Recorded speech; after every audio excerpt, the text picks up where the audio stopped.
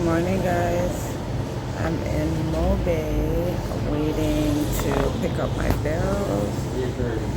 I will try my best to take you through the process with me. All right, talk to you guys later. Okay, we are at the second part of it. So I've gone to the shipping agency and paid the fee there. And now I am at the wharf clearing the barrels. So that's the second part. All right, I'll keep you guys posted. Wish me luck. Okay, now I'm at the third step. I've gone through the second step, which took about an hour, but now I'm on the third step waiting to go, I guess, to another cashier and then I guess to release the barrels. So I'll get back to y'all. Barrels cleared and we are on our way on the bus from Montego Bay to Lucy. Right, Mom? Yeah.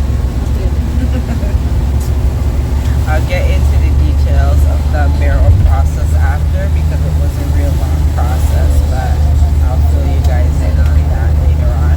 All right? Hi, everyone. Hi. Thank you so much for clicking on my channel. I really appreciate it. I just wanted to come on and talk to you about the process that I went through to ship my barrels from Canada to Jamaica. It was my first time going through this process on my own. So I figure why not explain it to someone else, hopefully by just hearing the things that I went through and my experience, it will help you make your experience a little bit easier, right?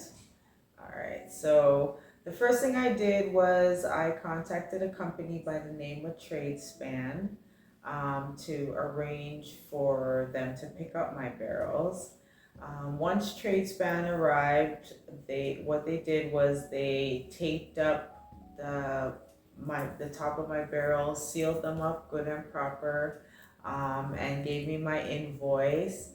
The cost that I paid for right from the start was $100 Canadian for the first barrel, and then $85 for the additional barrels, which I had 2 barrels, so I paid $185 to them. Yeah, so once TradeSpan, picked up the barrels and gave me my invoice, they then began to send me emails tracking my barrels, which is a bonus. It is a pro. I really like that. I like the fact that I can track my barrel and know exactly where it is, what's happening. I feel like I'm moving along with my stuff. So I like that about TradeSpan, that they keep you updated. They constantly give you emails. Even if there's going to be a delay, you will receive an email letting you know about the delay and giving you an estimated time of arrival, like a time that your barrels will arrive in Jamaica, basically. So so once I did that, and once my barrels arrived in Jamaica, what I had to do was I had to go to a shipping agency called RSD in Montego Bay. But before going to RSD, when I arrived in Jamaica, I made sure that I went to a customs officer and declared my 2 barrels because I had already received the email that they had arrived in Jamaica. So, and the reason why I declared them with the customs officer is because if you have a TRN number, you will get, what would you call it, like say a $500 US threshold. So what that means is if you're going to be taxed on anything, or if you're going to have to pay taxes on anything, it would start after the 500 US. So it all depends on, what your items are worth, or if they decide to tax you on them. Yeah, so once I did that, then I contacted RSD and provided them with the information from the customs officer at the airport, just so that they could start getting their paperwork together, just to make things flow, easier and faster.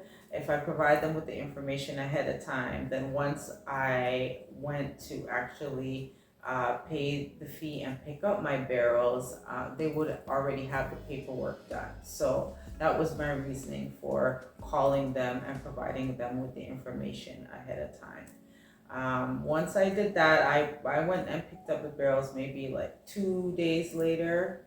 Yeah, so 2 days later, I went to RSD. I paid a fee there. I think it was about 3,500 Jamaican dollars, or 3,000 Jamaican dollars, maybe around that. I would have to check the paperwork to know for sure, but I will leave a balance at the end of the video showing you exactly what I spent from beginning to end.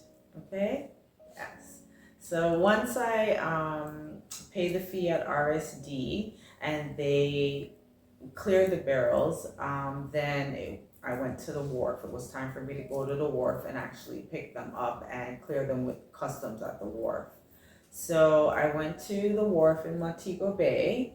I had to provide them with the paperwork from RSD, to show them that I had paid that fee already and that the barrels had cleared, with RSD.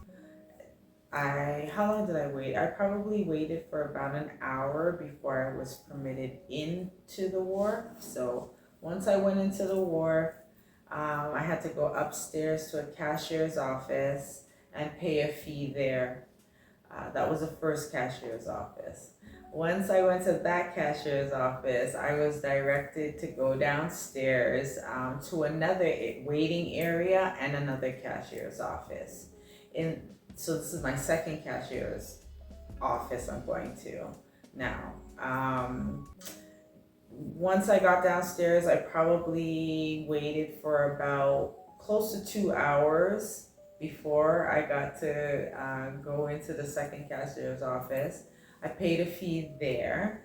But while I was waiting, what I did was I asked one of the men that work at the back, one of the gentlemen that work at the back, if they could find my barrels and pull them out for me. So once I was done at the second cashier's office, I could just go straight to where my barrels were and have a customs officer then come and check the barrels, rather than having to wait for my barrels to be pulled after waiting 2 hours to go in to pay at the cashier's office.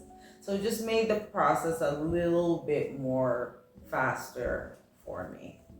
So yeah, so once I got into the second cashier's office and paid that fee, then I was able to go to the back. My barrels were waiting for me at the front. Customs officer came over and I had to unseal the barrels, open them up, and take everything out of the barrels by myself. So yes, just to let you know ahead of time, you have to be mindful of what you put in the barrels, because you are responsible to take everything out of the barrels so the customs officer can see exactly what you have and make sure that everything that's in the barrel is what you declared. Okay? Once I did that, and the customs officer said that, everything was good, I could put everything back in. I put everything back in my barrels, closed up the barrels, and then I was instructed to go to a third counter. Once I went to that third counter, I was told to go to a third cashier's counter. I went to the third cashier's counter.